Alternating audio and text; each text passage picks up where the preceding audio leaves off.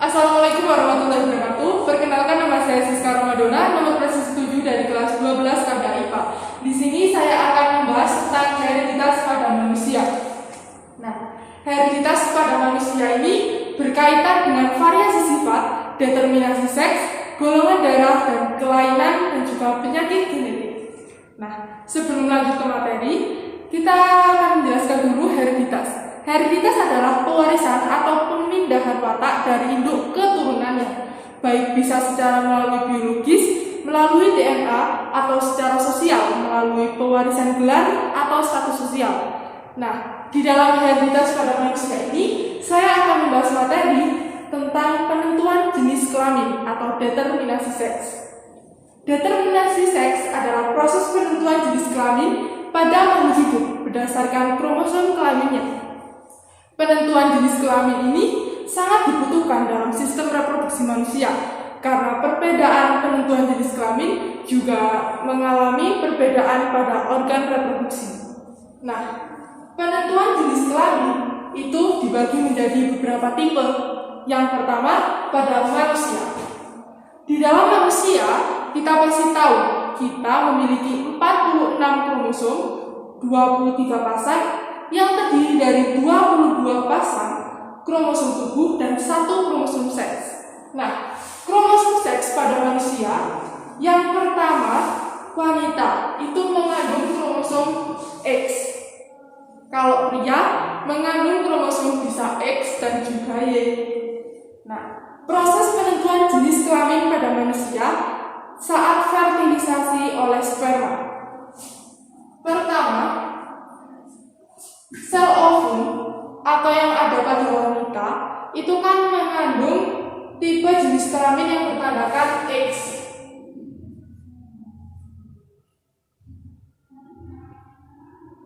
Nah, kalau sel sperma itu bisa mengandung kromosom yang bertanda X dan juga Y.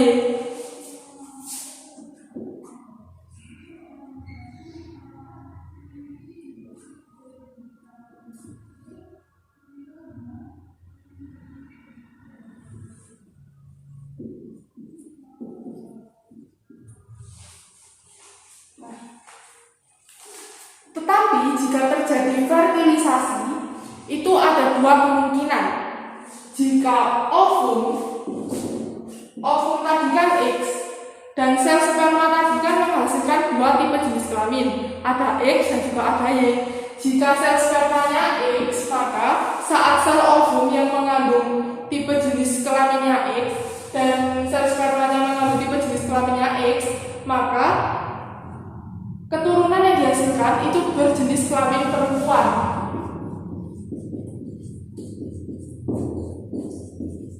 Dan saat ovum yang dibuahi oleh sperma yang bertandakan kromosom Y, maka keturunan yang dihasilkan adalah berjenis kelamin laki-laki. Yang kedua yaitu belalang. Belalang adalah serangga atau organisme yang memiliki jenis kelamin tipe X dan juga O. Jika betina itu bertandakan X dan X. Jika jantan bertandakan X dan O. Nah,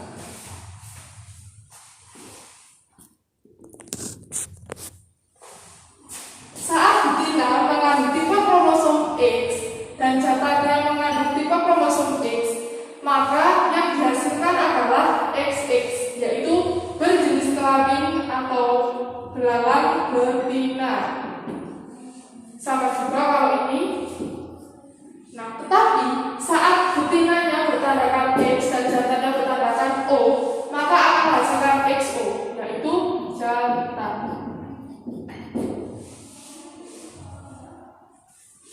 Nah, yang ketiga itu ada ayam unggas. Ayam unggas ini memiliki organisme yang bertandakan Z sama W. Kalau betina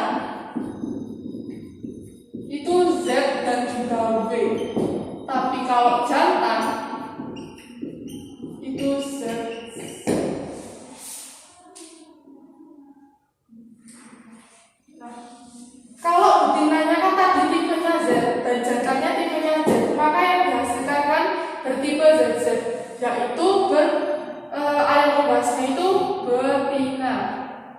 jantan. Dan saat betinanya itu W dan jantannya itu Z, maka yang dihasilkan adalah ZW, yaitu betina. Tipe kromosom ZW ini tidak hanya terjadi pada ayam unggas saja, tetapi juga terjadi pada ikan dan juga hewan reptil lainnya. Yang keempat adalah lebah madu.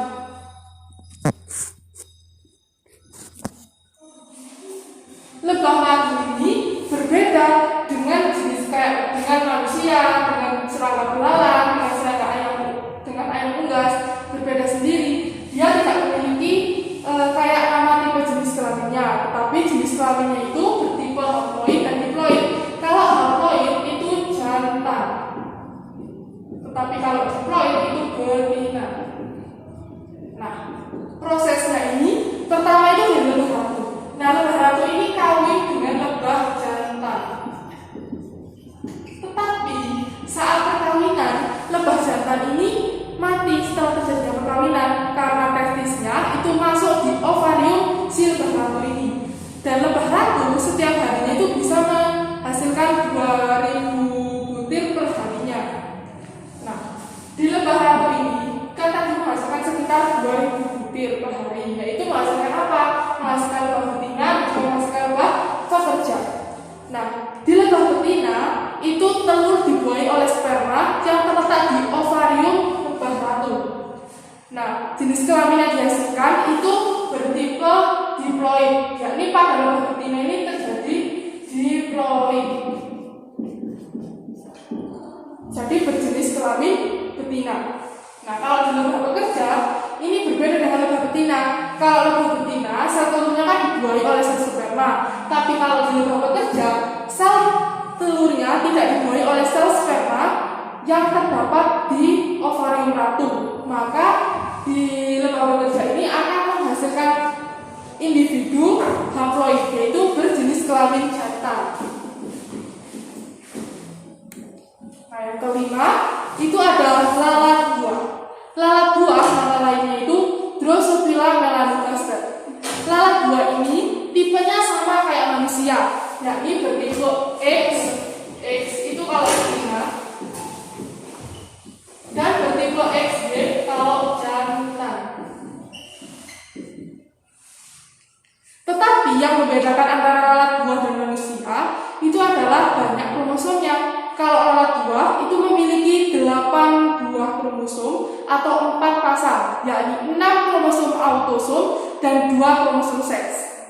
Tetapi pada kromosom seksnya ini, selain dari tandanya yang membedakan, juga ada hal lain yang membedakan, yakni saat pada lalat betina, seksnya itu berbentuk batang atau lurus yang ditunjukkan pada gambar nomor 4 ini. Kalau lalat betina itu semuanya lurus, tapi berbeda kalau lalat jantan. Kalau lalat jantan itu intinya satunya lurus, satunya membentuk Y. Jadi ini XX, ini XY. Nah, arti dari nomor 1, 2, 3, dan 4. Kalau 1, 2, 3 itu dinamakan autosom.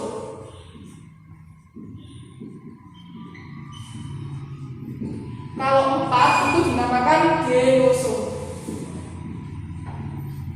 Sama, di lalat jantan juga 1, 2, 3 ini dinamakan autosom dan 4 itu dinamakan genosom.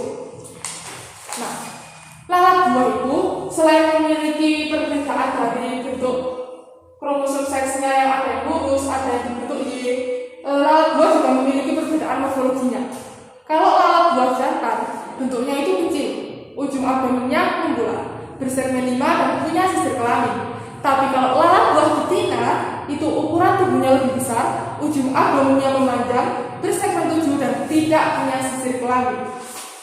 Jadi itu presentasi tentang hereditas pada manusia, tentang penentuan jenis kelamin atau disebut juga determinasi seks. Jadi setiap makhluk hidup itu memiliki penentuan jenis kelamin dan tipe jenis kelaminnya masing-masing. Kalau manusia tadi X sama Y, kalau perempuan XX, kalau yang laki itu XY, kalau belalang betina XX, kalau jantannya XO, dan kalau ayam unggas betina ZW dan jantan ZZ, dan kalau udah madu itu berbeda, ada haploid itu juga diploid, haploidnya itu jantan, diploidnya betina, dan kalau lalat buah itu dibedakan dari bentuk kromosom seksnya, ada yang berbentuk lurus atau batang, dan juga ada yang berbentuk lurus dan juga bentuk Y. Terima kasih. Wassalamualaikum warahmatullahi wabarakatuh.